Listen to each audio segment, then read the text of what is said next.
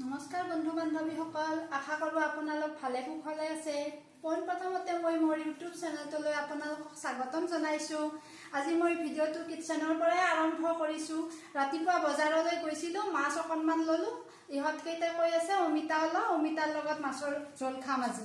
গতিকে মই আজি মাছৰ লগত অমিতা বনাম। আপোনালোকে ভিডিঅ'টো চাই থাকিব। প্ৰথমতে মই কেৰাহীখনত তেল দি লওঁ। মাছখিনি প্ৰথমতে ফ্ৰাই কৰি লওঁ। তেলখিনি গৰম হ'ল, এতিয়া মাছখিনি ফ্ৰাই কৰোঁ। দি দিছোঁ মই মাছখিনি কেৰাহীত।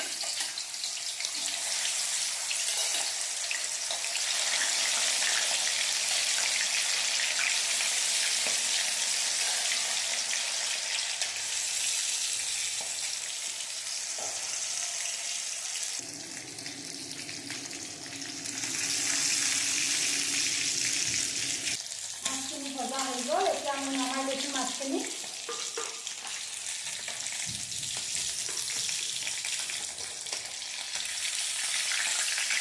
এতিয়া সেই কেৰাহীখনতে মই আঞ্জাখন বনাম বুলি ভাবিছোঁ। এই কাটি থোৱা পিঁয়াজখিনি প্ৰথমতে মই দি দিম।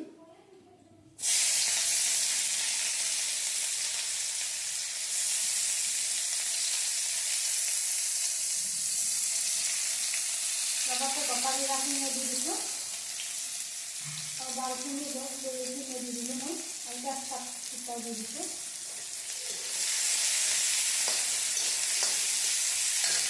আৰু মোৰ ল'ৰা ছোৱালী সৰু যে সেইকাৰণে মই বেছি জলকীয়া এড নকৰোঁ। দুটা কেঁচা জলকীয়া লৈছোঁ আৰু এটা শুকান জলকীয়া লৈছোঁ। এইখিনিও মই দি দিম।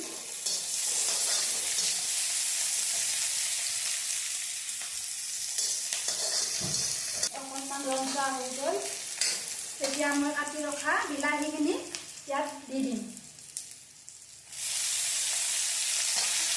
বিলাহীখিনি অকণমান ভাজি থাকোঁ।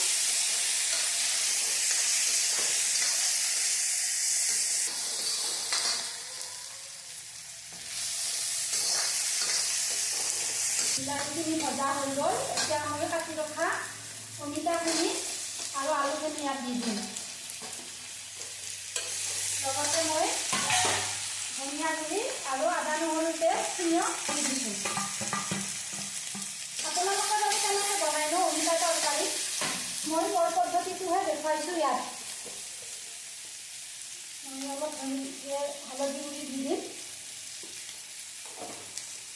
আৰু সোৱাদ অনুসৰি নিমখটো দি দিব। মই মোৰ জোখত দিছোঁ 2 চামুচ, সৰু চামুচেৰে। পেটৰ কাৰণে খুব উপযোগী অমিতা। আমি মাজে মাজে এনেদৰে বনাই খাওঁ। আপোনালোকে এবাৰ ট্ৰাই কৰিবচোন কেনেকুৱা পায়। মই প্ৰায় 5 মিনিটমান এনেদৰে ভাজি থাকোঁ।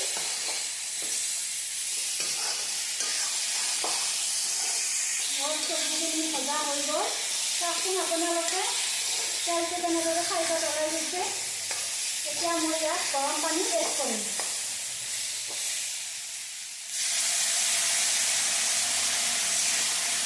আৰু চব্জিখিনি সিজিবলৈ মই ঢাকনিৰে ঢাকি ৰাখিম।